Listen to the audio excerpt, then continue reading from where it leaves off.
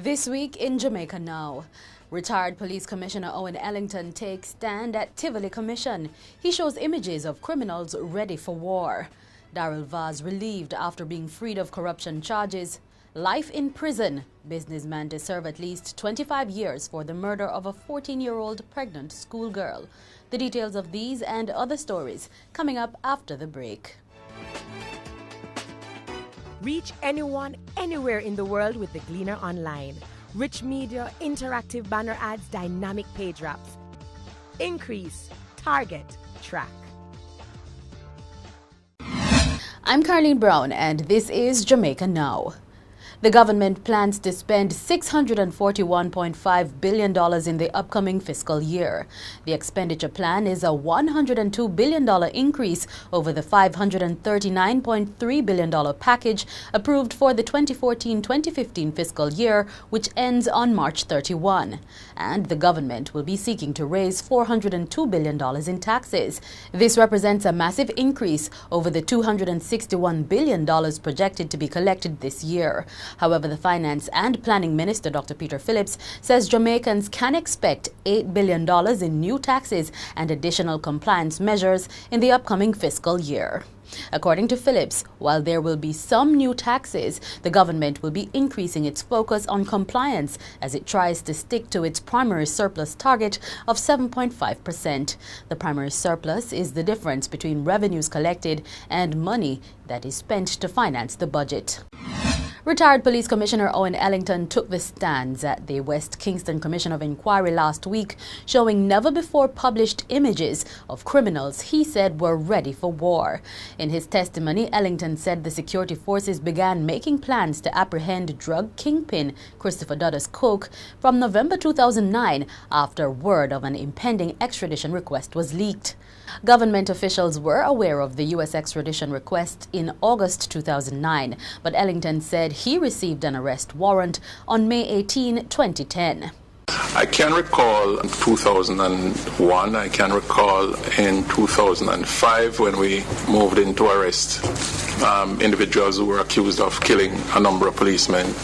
And there were other events, I can't remember the specific years or dates, but there was always this concern within the Jamaica Constabulary Force about violent resistance to law enforcement efforts in that community.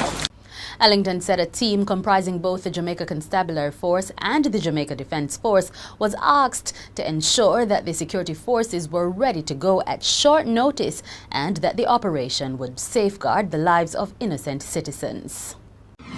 There are questions this week about the action of the police in light of the collapse of the corruption case against opposition MP Daryl Vaz. Mr. Vaz was freed last Monday after the main witness in the case told the court that he was under pressure to give his statement. It was Sergeant Jubert Llewellyn's statement in 2012 that led to charges against Vaz, businessman Bruce Bicknell, and senior policeman James Forbes. He alleged that Vaz promised him golden bars if he did not pursue charges against Bicknell, whom the cops said attempted to bribe him to not give him a traffic ticket. After the claims from the sergeant, prosecutors told the court they were offering no further evidence, freeing Vaz. In the meantime, the parliamentarian says he will let the public judge the situation.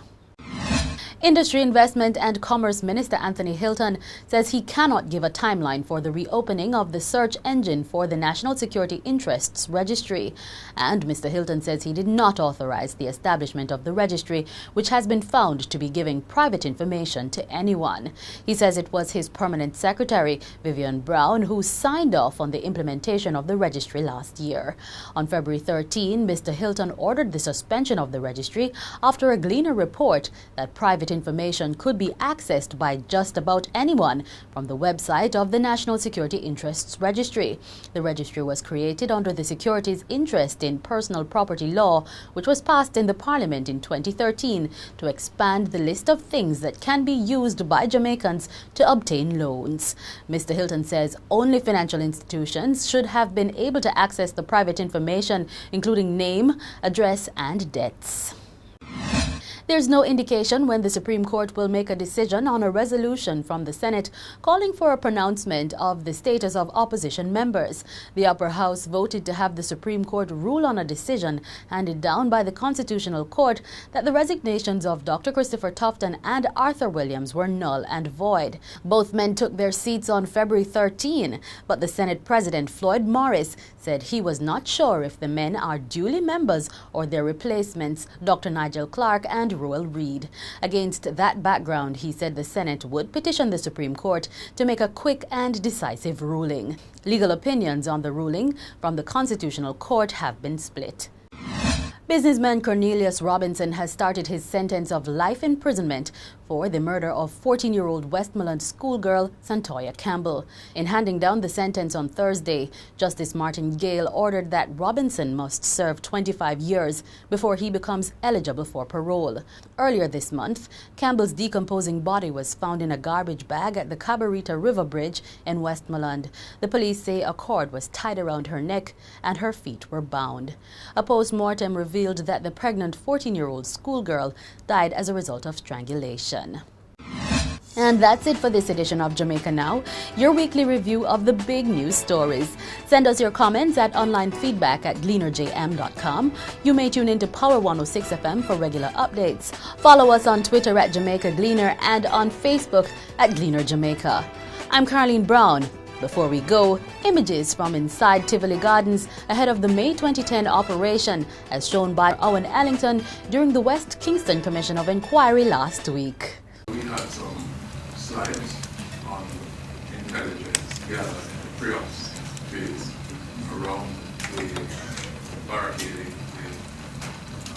the explosive devices set up in the barricades, the gun positions, the armed criminals. And we expressed concern about the safety of citizens in the country if these criminals decided that their situation was hopeless and they were not going alone. And I just thought it would be irresponsible of the government and the security forces on the deteriorating security situation in Kingston and our assessment that it was likely to escalate, meaning that there will be attacks on the security forces. And again, based on intelligence, those attacks would then be directed at innocent, unarmed civilians in communities. That the intention of the criminal elements operating within and outside of the Gardens was to engage us in such intensive manner.